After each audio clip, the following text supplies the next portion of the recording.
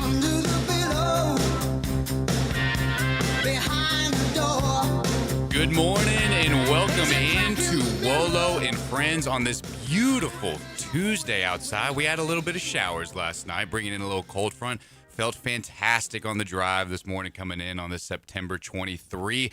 I got to say, I know we don't talk a lot about the rejoins and the music and all that kind of stuff, but I just love Phil Collins. And last night in the Monday Night Football game, Phil Collins got a little bit of love with some music playing in his little breaks. But what a game we had last night with the Detroit Lions and the Baltimore Ravens. The Detroit Lions were victorious in that game. Covered straight up that 4.5-point line. Lions covered last night. I had the Ravens, and I made a mistake. It did not look like the same Ravens team that we were used to. I know I was talking with my good buddy and producer Darian for today. We'll talk to him in a little bit, get his thoughts about Monday Night Football. I did not take a shot at you, sir. No, you did not.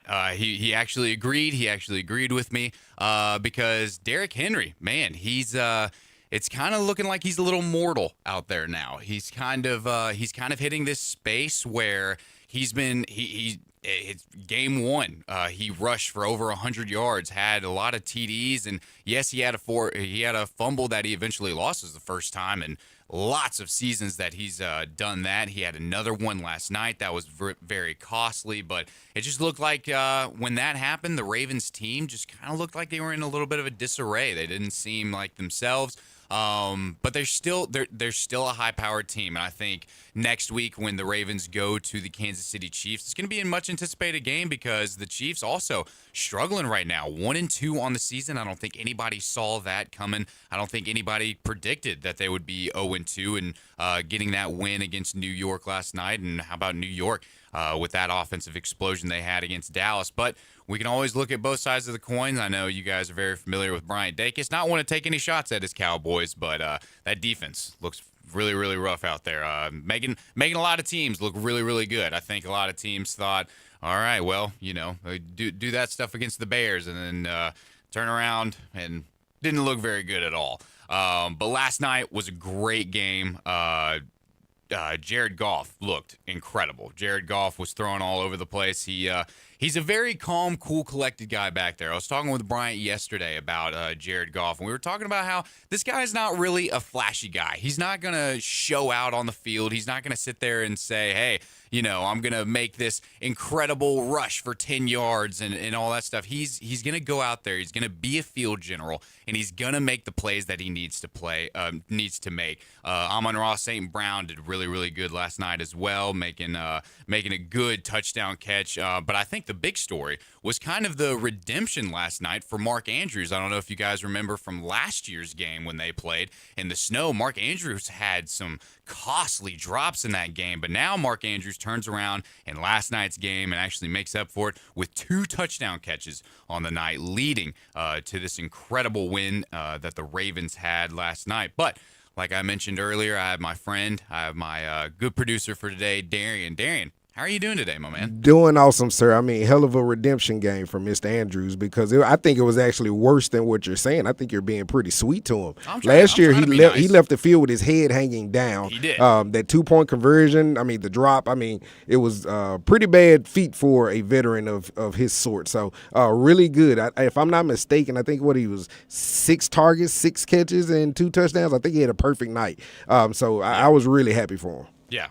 Got 91 yards, 2 touchdowns, looked really, really good. And I know we talked about this, but the big story's got to be Derrick Henry, who had just 12 carries, 50 yards. And I was telling this to a few people I was watching the game with last night is it's usually give or take with Derrick Henry. Usually you never know if he's going to find that rhythm to where he's just breaking through to the other side and is easily getting 10, 12 yards per carry, or if it's going to be a struggle bus the entire night. But regardless of what it is, he's almost a guaranteed 4-yard gainer.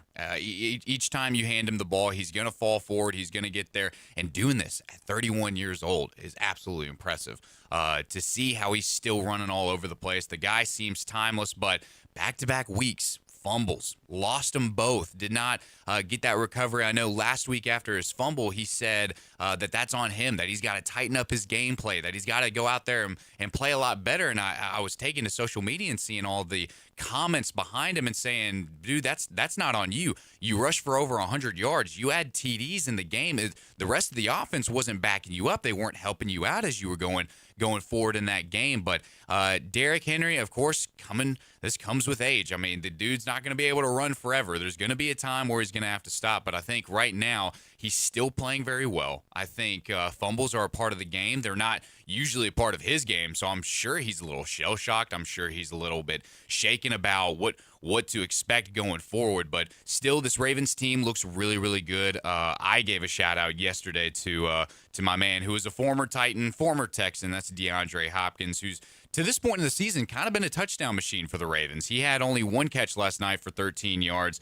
Looked really, really good in the game. Drew a pass interference penalty late far into the end zone that actually resulted in the Ravens getting a score. The Ravens tried to mount a comeback late in that game, but Detroit officially holding them off. Jared Goff with over 200 yards passing with a touchdown. The rush game, though, was where the Lions absolutely took over. David Montgomery with his big breakaway. You had a great punt from the Ravens that put them deep in their own territory, trying to do a little bit of a misdirection, acting like the ball was going a little bit to the right, missed the ball. Ravens covered successfully, but then David Montgomery, found that gap, found that hole, and absolutely just took off. He absolutely found green grass ahead, had 151 yards rushing on the night, 2 total touchdowns, and Jahmyr Gibbs, his counterpart. I know a lot of people call these guys this duo Sonic and Knuckles, and if you're not familiar with Sonic and Knuckles, I would suggest you get familiar with these guys because these guys are they're living up to the name. You got the powerhouse in David Montgomery, and you've got the speedster in Jahmyr Gibbs. I mean, just an absolutely loaded team. They were absolutely fantastic yesterday. That 10-minute drive, for one, oh, yes. Shout out to Aikman and Book for just reminding you these guys are on a 7-minute drive. These guys are on an 8-minute drive. These guys are on a 9-10-minute drive because you kind of just found yourself just watching great football. What I took away from that was shout out to Ben Johnson, but I don't think Ben Johnson has called 10, 11, 12 consecutive running plays. Up until I think when they got in the red zone and they kind of did where the running back kind of skirted out into the flat.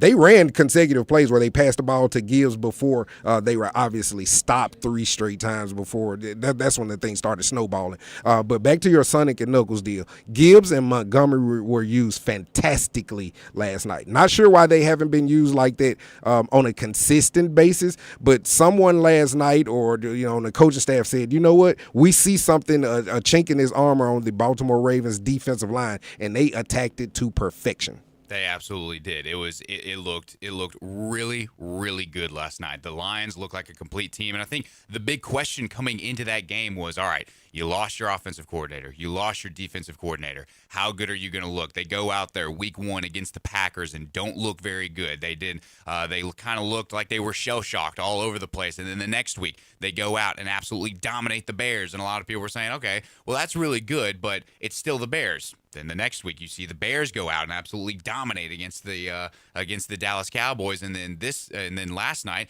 you see the Lions go out there and absolutely have no problem against this high-powered Ravens team. Really, really good game last night. I enjoyed it. And one more deal before you move on from it. I do believe last year Detroit went to Baltimore. That was the scene of the crime again and got absolutely just handled last year, if I'm not mistaken. Yes. I got the historian sitting right behind me. I don't know if either one of you guys have the score of that game last year, but they got taken to the woodshed last year because Baltimore just straight up ran through Detroit, if I'm not mistaken, last year. So hell of a comeback performance, and I want to give you the kudos. If you guys were listening at the very top of the show, I told my good friend Landon, I did not take a shot at you, sir. What he was actually referring to was last night. I actually looked at a certain point think this was third quarter around 8:51 when the Ravens took a 21-14 lead. And immediately, if you guys listen to Landon on Sports Time from 3 to 6 every day with Brett and Bryant, he made a Nostradamus kind of statement yesterday. And I quote, if they, being the Ravens, hold on to their lead, in which they would inevitably have, they would win the game.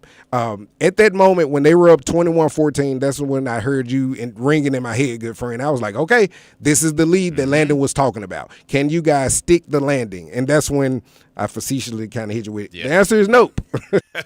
They did not. They did not. But still a good game. I think I think that Monday Night Football game lived up to the hype. It was very good, very entertaining right now. But right now on the line, we have our good friend that joins us every single Tuesday, Steve Earhart, who is the executive director of the AutoZone Liberty Bowl. He's going to join us right now, talking about the Liberty Bowl, talking about talking about college football and all of the great things we saw in this weekend of sports. So, Steve, my friend, how are you doing on this beautiful Tuesday? Yeah, it's a wonderful day here, and here we are already getting deep into the college football season. Seems like it just goes by so fast that already things are shaping up for the postseason. Everybody's predicting about who's going to be in the college football playoffs and who's going to be in the bowl games, and everybody comes out. One of the most popular things around the country is predicting who's going to be in and who's going to play in the various bowl games. And certainly my hat's off to the University of Memphis because they've secured the leading poll position to get into the college football playoff. Remember, it's got to be not on, I guess I would say, the group of 5 or the group of 6 now, whether you're counting the Pac-12. You have to be the champion of your conference and be the highest ranked champion. And Memphis has that right in front of them because they can win their conference, and they've got the good win over Arkansas, and they've got the other contenders at home. So they've got a really good shot to be in the college football playoff. And then in the other bowl games, all the predictions are out. Every week we send them out. And for the AutoZone Liberty Bowl game, which will be this year on Friday afternoon, January 2nd, a great day for folks to come to Memphis, as well as a good television audience. But we've got various predictions. I mean, I've seen some of the ESPN folks talk about having Missouri in the game. CBS has got South Carolina. A couple of them got Auburn. We'd love to have Auburn. We haven't had Auburn in the game since Bo Jackson days. The old folks like me will remember when Bo Jackson ran right into the tunnel at the Liberty Bowl Stadium there. And then on the other side of the equation, from the Big 12, we got an awful lot of contenders. A team like UCF, which is a great, one of the largest institutions in the country. We've had them in the bowl before. BYU, which has a great national audience, and then closer to home, like Kansas, we had that great Kansas-Arkansas game, triple overtime a few years ago. So we're looking forward to a great year this year, and we've got a lot of other events coming up. We'll be announcing in a couple of weeks the coaches in our high school all-star game and the players in that game. We want to bring folks to Memphis. That's one of our missions, is to have a great economic impact in Memphis. And I'm not sure the Florida folks are that willing to drive that far north here to come up to our game. So I would say that Florida is not on our top list, but I think I probably gave it away a little bit earlier. I think Auburn, they haven't been to a lot of bowl games recently. They had that big win against Baylor early.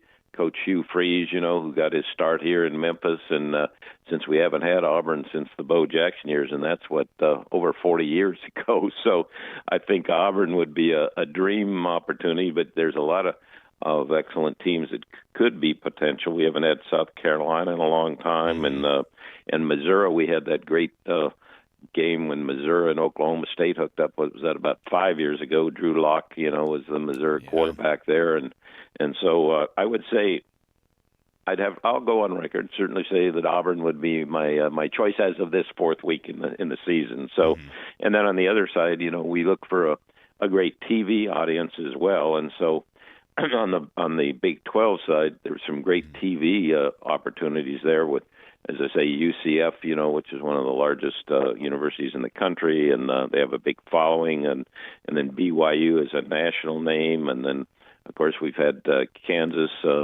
TCU has been mentioned as well, and then there's a team that we haven't had in many years is Baylor. Baylor has they played Auburn in that first game, so if we have Auburn on one side, we probably wouldn't have Baylor to have a rematch. But there's some great opportunities, and I mentioned about tourism and folks coming to Memphis to spend dollars here for the economic impact, but also television ratings are very important too, because it gives us a chance to